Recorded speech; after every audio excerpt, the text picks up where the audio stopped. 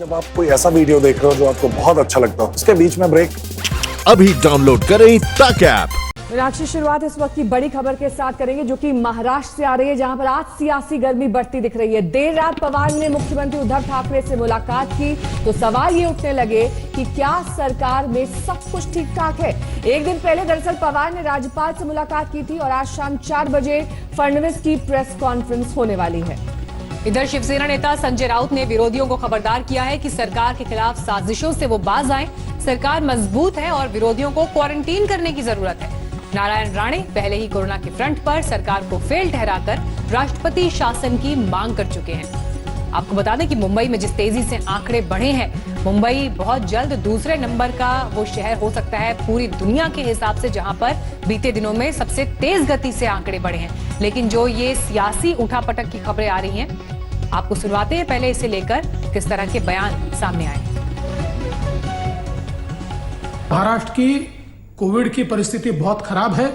महाराष्ट्र में 30% से ज्यादा देश के पेशेंट्स ये महाराष्ट्र से हैं। 40% से ज्यादा मौतें ये महाराष्ट्र में हो रही है और पूरी तरीके से सरकार नाकाम दिख रही है और अपनी नाकामी को छुपाने के लिए हर चीज का ठिकरा केंद्र सरकार पर फोड़ने की ये जो कोशिश है बिल्कुल गलत है। ये सरकार चाहे किसी भी पार्टी की हो, किसी भी राज्य में, केंद्र की जिम्मेदारी है, आप हमारे गार्डियन हैं, तो पक्षीय राजनीति, पॉलिटिकल जो राजनीति है अपनी अपनी पार्टी की, वो नहीं करनी चाहिए। परिवार से जुड़े मैं उनसे उनके बारे में मैं बोल सकता हूँ।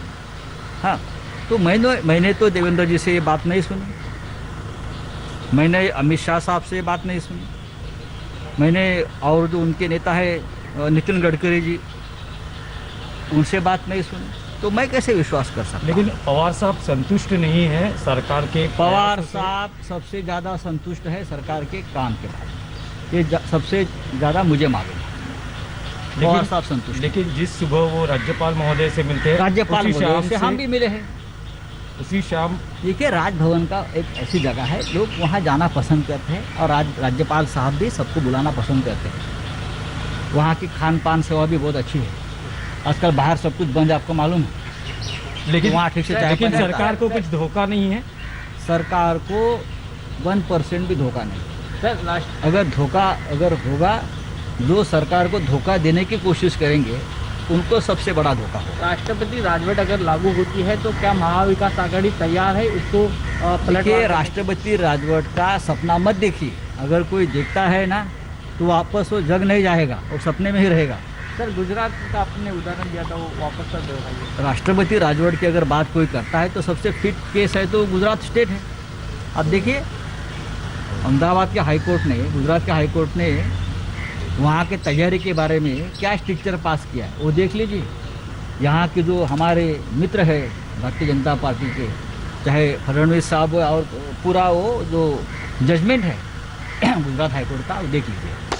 Thank you sir.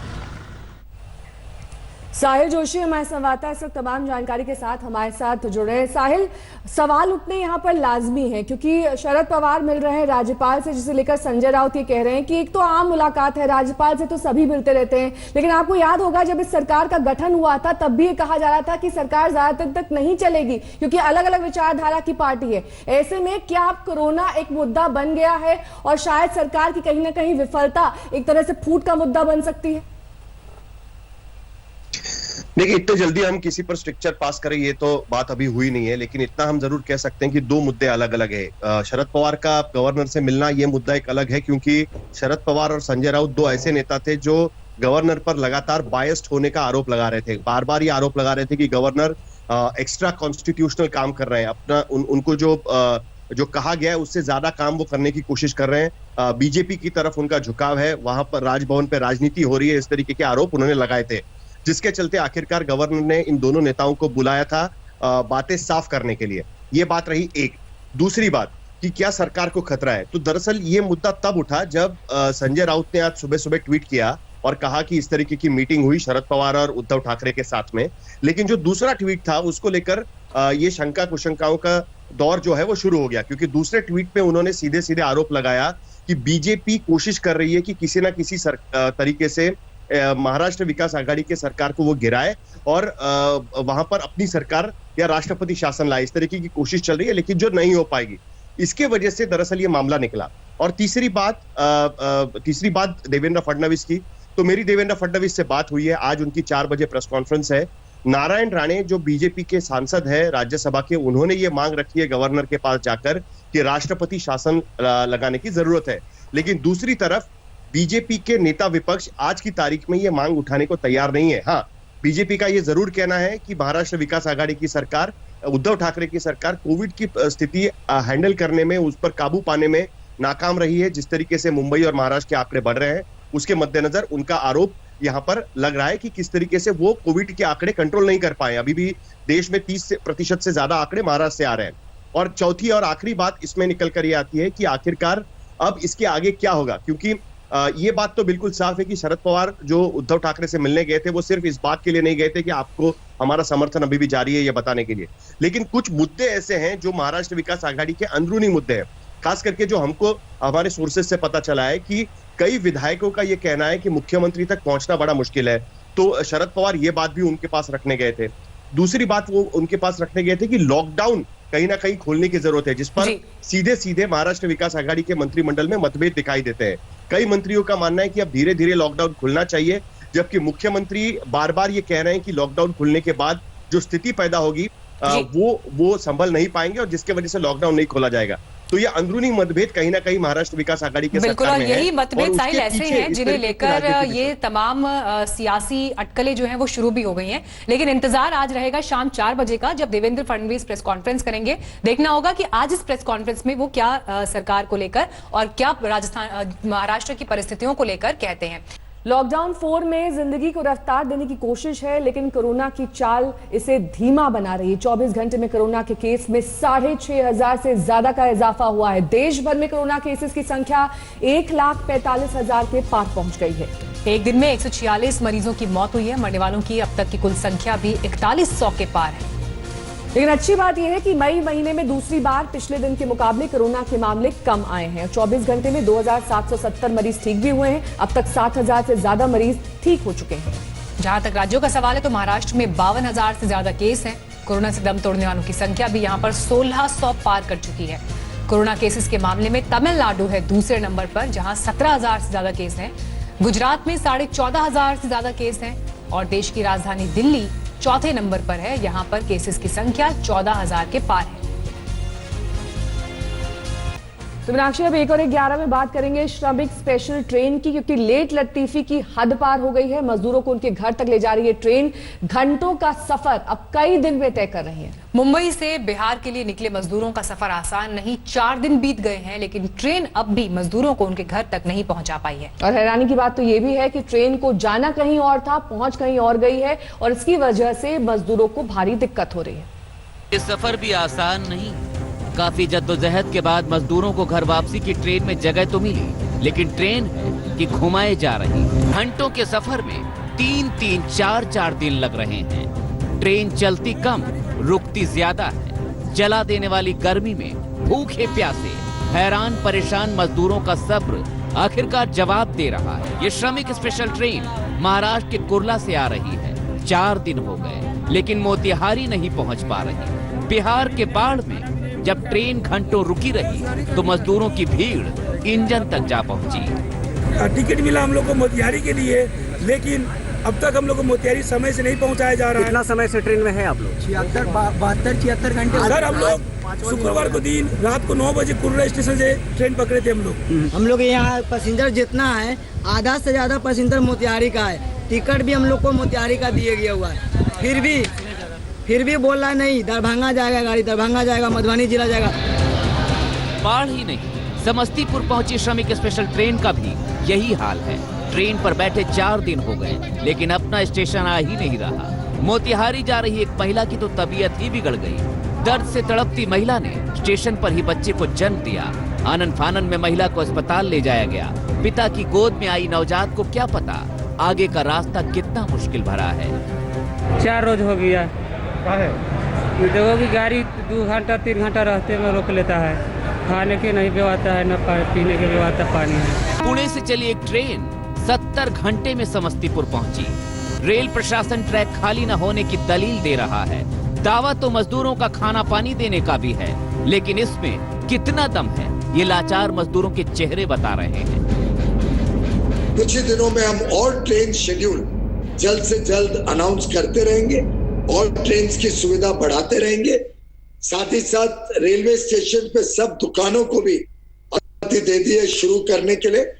रेस्टोरेंट नहीं शुरू होंगे, वहां पे टेक अवे अलाउड होगा हेल्थ प्रोटोकॉल के हिसाब से, लेकिन बाकी सभी दुकानें शुरू करने का आदेश दे। आज सिर्फ ट्रेनों की लेट लतीफी की नहीं है, हैरानी तो इस बात की भी है कि ट्रेन को जाना कहां होता है और पहुंच कहां जाती है। पाड़ से धर्मेंद्र कुमार के साथ जहांगीर आलम, समस्तीपुर, आज तक। 30 घंटे का सफर 4 दिन में तय हो रहा है। मजदूरों को ले जाने वाली ट्रेन की रफ्तार भले ही कम हो, लेकिन कोरोना की रफ्तार इस वक्त फुल स्पीड में है। मुंबई में मौत का आंकड़ा 1000 के पार पहुंच चुका है। जिस रफ्तार से ये आंकड़े मुंबई में बढ़ रहे हैं, उससे डर ये लग रहा है कि कहीं मुंबई मॉस्को को पीछे छोड़कर दुनिया का सबसे बड़ा कोरोना हॉटस्पॉट ना बन जाए। जो शहर कभी सोता नहीं, वो आज खौफ और डर के साए में है। मुंबई मेरी जान वाले महानगर में अब जान पर बनाई है। मुंबई में कोरोना पैर पसारता जा रहा है। पहुंच इलाके से लेकर झुग्गी झोपड़ी तक फैलता जा रहा है। यहाँ हर रोज कोरोना के नए मामले इस कदर बढ़ रहे हैं कि इसे ग्लोबल हॉटस्पॉट के तौर पर देखा जा रहा है। राज्य सरकार के नए आंकड़े भी डराने वाले हैं। 24 घंटे में कोरोना के 1400 से ज्यादा नए मामले जुड़ गए। अब मुंबई में कुल केस करीब 32,000 हो गए हैं। मुंबई में मौत की संख्या भी चौंका रही है।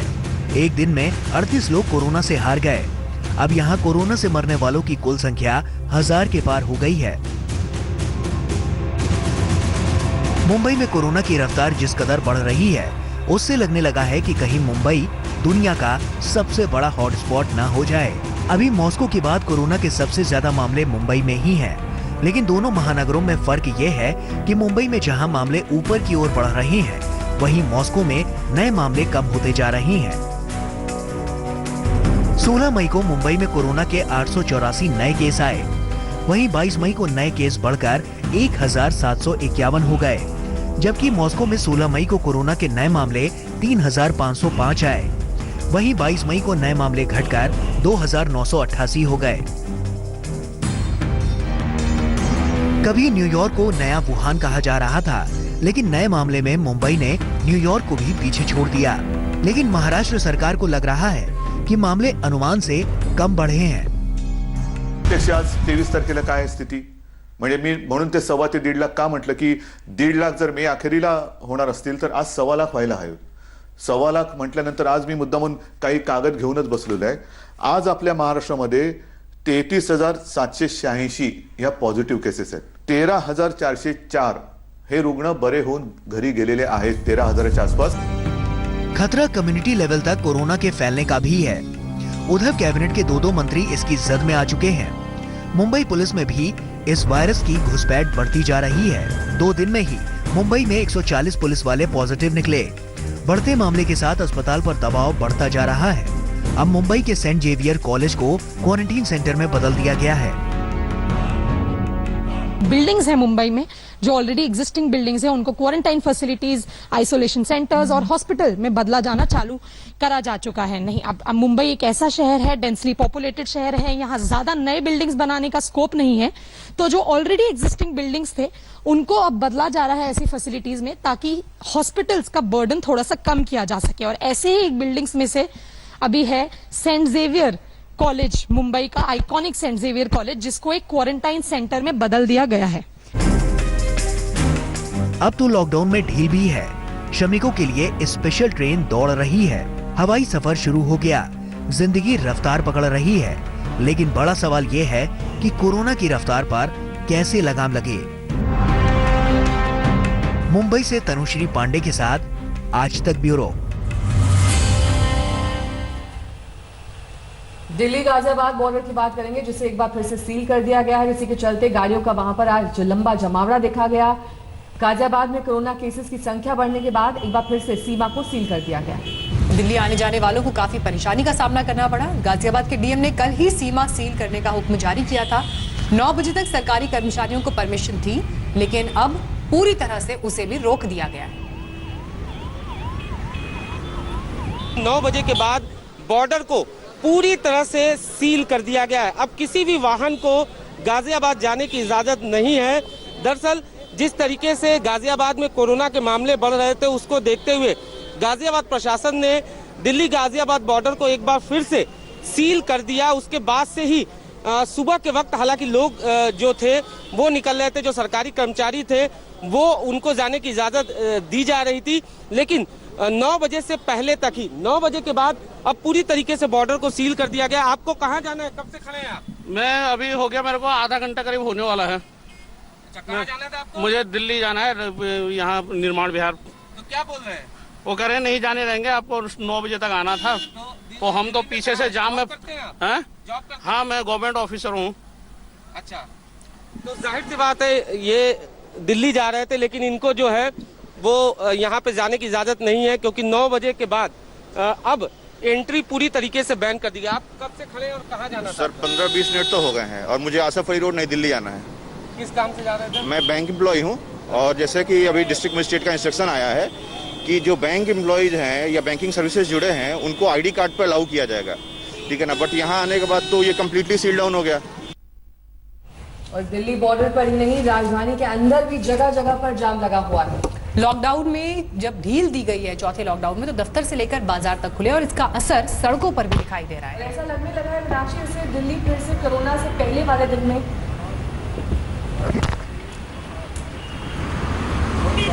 दिल्ली की सड़कों की तस्वीर आपको हम दिखा रहे हैं, न्यू फ्रेंड्स कॉलोनी की और आईटीओ की।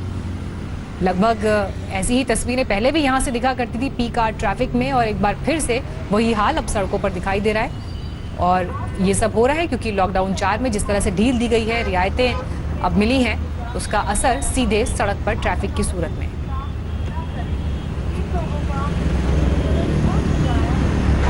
कोरोना से देश भर में इस वक्त त्राहिमाम है और ऐसे में गर्मी ने मुश्किलें और ज्यादा बढ़ा दी है। मई में ही जून का ट्रेलर दिख रहा है, आधे हिंदुस्तान में आसमान आग उगलने लगा है। एक तो कोरोना की मार, ऊपर से कुदरत का प्रहार।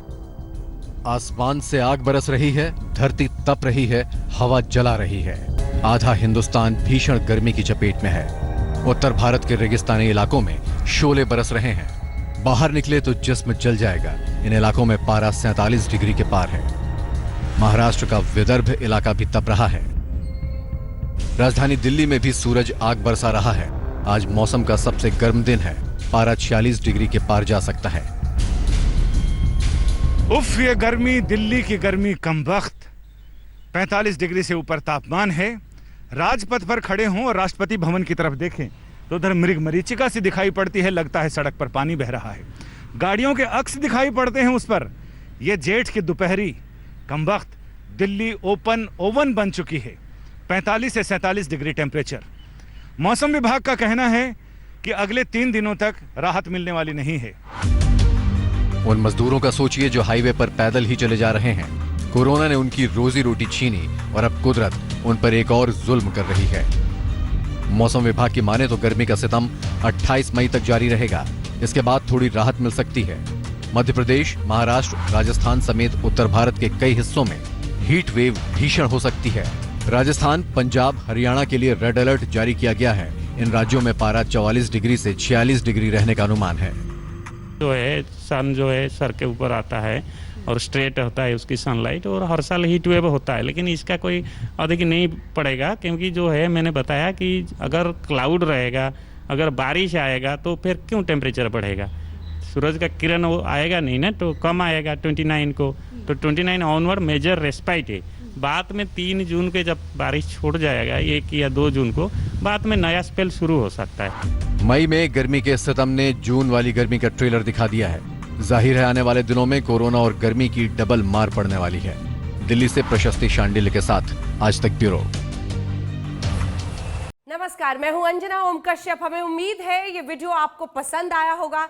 लेटेस्ट खबरों के लिए यूं ही देखते रहिए आज तक, और इस वीडियो के पसंद आने पर लाइक, शेयर एंड सब्सक्राइब करना ना भूलें।